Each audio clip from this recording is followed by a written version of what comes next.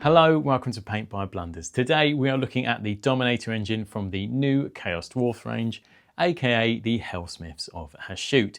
Now when I saw these go up in preview, I knew exactly what I wanted to do. I wanted a nice bronze armour with a strong magenta highlight or accent colour, and that is exactly what I've tried to achieve here.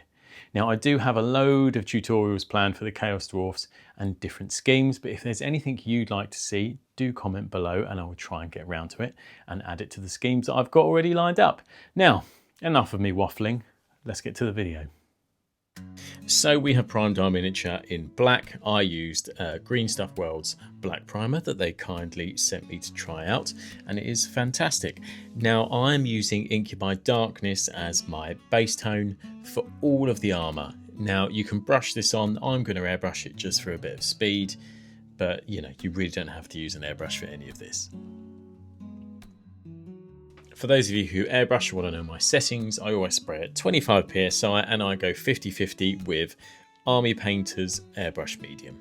Now we are using Azure green and I'm going to airbrush this not in too much of a volumetric style. I'm just going to put it in some interesting areas on the armour just to add a bit of tonal variety. You can do this with a dry brush, you can do this with stippling. It doesn't really matter because, as you will see in a bit, we're going to heavily dry brush this with our bronze tone. This just gives some interesting undertones.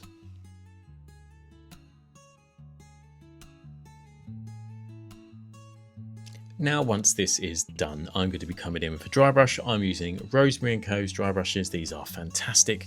And I'm using two bronzes here. I'm using Pro Acrylics bronze, and I'm also using Green Stuff World's bronze as well. And all I'm doing is jumping between dry brushes to, you know, get as much coverage as I like. This is completely down to you. You can lightly touch it and go for very light bronze where it's much more heavily on the verdigris, or you can absolutely cake it in bronze where some of that sort of tealy bluey greens are just showing. Completely down to you. So this is that time during the video where I ask, if you're enjoying it, do please consider subscribing, commenting, liking, sharing. I know it sounds old and I know every YouTuber just screams that at the camera, but it is so helpful and we do appreciate it massively. So once that's done, we're going to start picking out the silver. I used Anthrax Metal and Quicksilver from Green Stuff World, but you can use any silver you like. This is such a minor detail. It's just use whatever you feel comfortable with and sort of, you know, whatever gives you the best coverage. After that, I'm going to start picking out the gold, and I'm going to be using Necro Gold from Scale Color. This is a fantastic gold. Shout out for Cult of Paint because I did not know this existed until I started watching their videos, and I cannot stop using it. It's so good. And there are lots of details you can start picking up the gold, so you can just pick out as much or as little as you like. Also, these arms move. How cool is that? Now I'm going to come in with light bronze from Pro Acrylic and do a very light dry brush. This works really well over the silver as well as the sort of bronze sections. You can also come in with this and use it as like an edge highlight as well if you want to define any edges. After that, we're going to start looking at the flame, and I'm going to use a base of Wonka Violet from Green Stuff World. This is a beautiful sort of purpley magenta tone. If you're using Games Workshop paints, I would use Screamer Pink, which is another fantastic choice. Once that is done, I'm going to come in with some white ink and just define some of these inner parts of the flame, which I want to look a little bit brighter when I start adding my highlight tones. Don't worry about being messy. If you know me, I like to make mistakes and then clean them up afterwards because I try to do things in a slightly faster manner. So this, if it looks a bit messy, as I will deliberately leave in this clip, you can come back in with a little bit of thinner or spirits on a Q-tip or a makeup sponge is what I tend to use, and just wick it away so it looks a bit neater. And you may have noticed I'm using a lot of the Green Stuff World paints because they very kindly sent me their starter set for their new Max Formula range. This isn't sponsored, but I just wanted to use quite a lot of them in this video and just see how they perform. Now that's all wicked away, I will be adding a little bit of additional white through the airbrush just to show you sort of what that looks like. And then I will be airbrushing some magenta afterwards on top of it. But have no fear, I realised a lot of people don't like it when I airbrush in these videos. So I essentially undo what I do with an airbrush with some dry brushing to make it a bit more accessible. Please forgive me, trying to cover multiple bases, but here is sort of what it would look like with magenta airbrushed through it.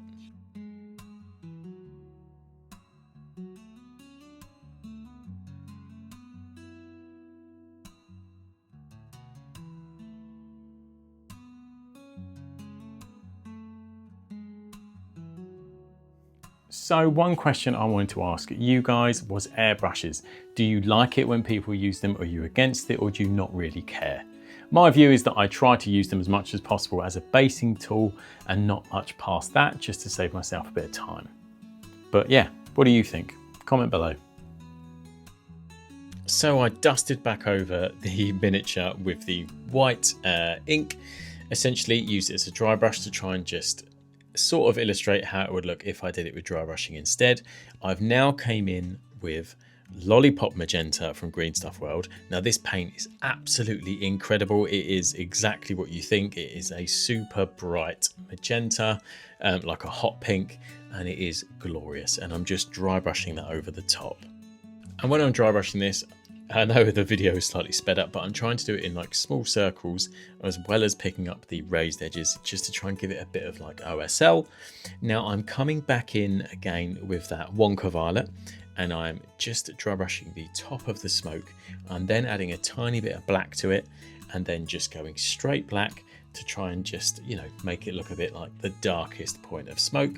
You can also dry brush it, you can stipple it, you can also do this as like traditional layering if you prefer, but this really adds a nice bit of contrast to the really bright center of the smoke.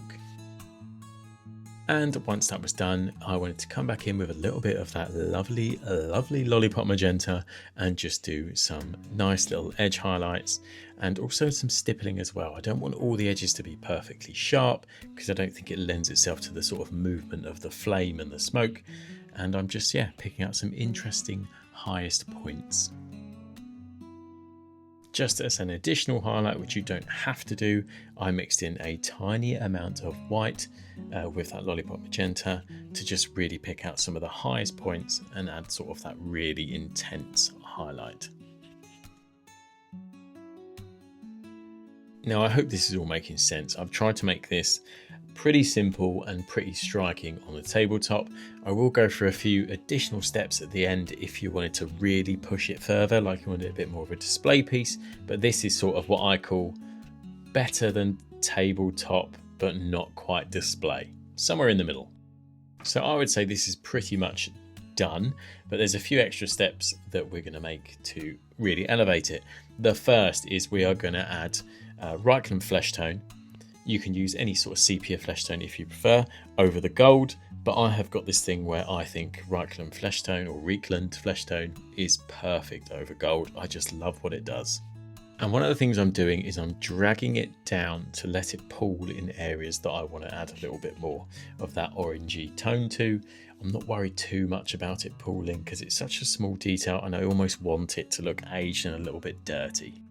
So I'm a huge fan of an enamel wash, and that is what I've done here. Well, an oil wash, and I have used Payne's Grey from Winsor & Newton. Nice and cheap, nice and accessible, and I've thinned it right down to just add to the rivets, the bolts, the text in the armour.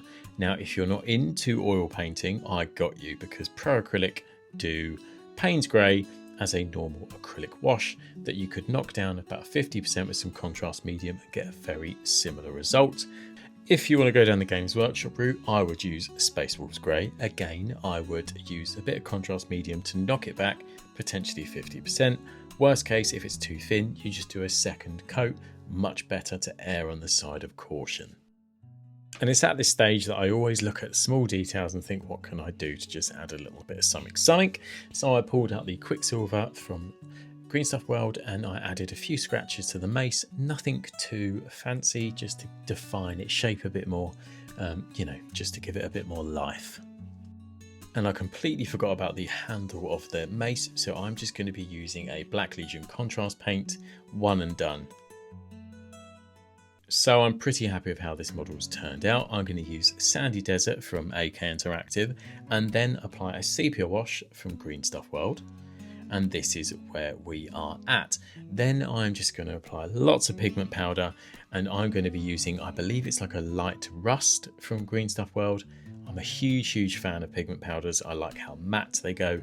And what I tend to do is do a dry rub for this piggy, and then I will come in with sort of a slurry mix with a little bit of pigment fixer to stick it all down, and then a very light rub at the end. It's a very convoluted way of doing it, but I'm really happy with how it turns out. And then a few tufts of grass and the piggy is done. If you want to push it even further, one tiny little detail that might be worth the effort is using a little bit of nylon oxide around a few of the bolts to push that verdigris. Now, let's get some nice moody shots of him and call him done.